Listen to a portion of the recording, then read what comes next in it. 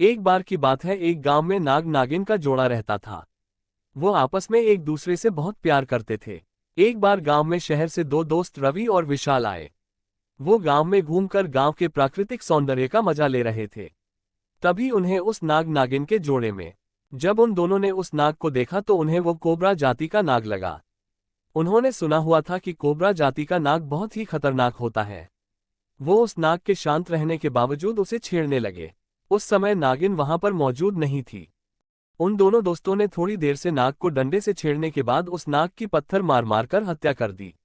थोड़ी देर बाद नागिन वहां पर पहुंची। उसने नाग को मरा हुआ पाया, जिससे वो बहुत दुखी हुई। इसी दुख में नागिन इधर उधर भटकने लगी। वो भटकती हुई एक जंगल में पहुंची, जहां पर बहुत पुराने नाग रहते थे। वहां उसकी मुलाकात एक बहुत बूढ़े नाग से हुई। नागिन ने उस बूढ़े नाग को अपनी सारी समस्या बता दी। उसे बूढ़े नाग ने नागिन को अपने पास मौजूद नागमणि दी। इस नागमणि की मदद से वो नागिन इच्छाधारी नागिन बन गई, जिससे वो जब चाहे किसी का भी रूप धारण कर सकती थी। उसने नागमणि में देखकर अपने नाग के कातिलों का पता लगा लिया। उसे पता लग चुका था कि उसके नाग को दोनों दोस्तों ने कैसे तड़पा तड़पा कर मार डाला। वो उन दोनों से नाग की मौत का बदला लेना चाहती थी। नाग की मौत का बदला लेने के लिए वो शहर चली गई।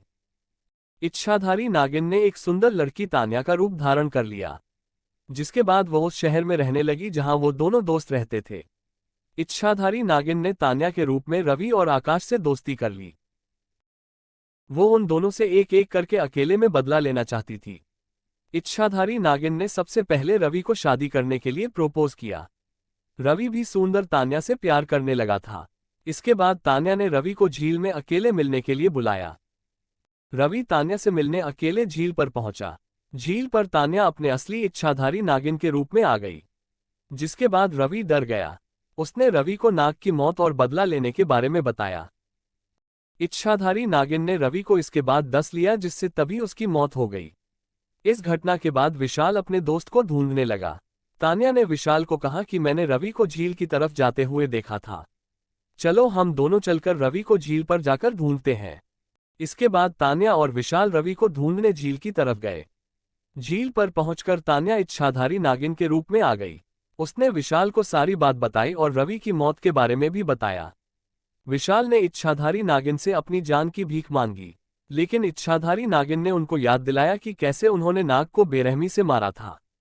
इसके बाद इच्छाधारी नागिन ने विशाल को भी डस लिया, जिससे उसकी भी मौत हो गई। अब इच्छाधारी नागिन का बदला पूरा हो चुका था।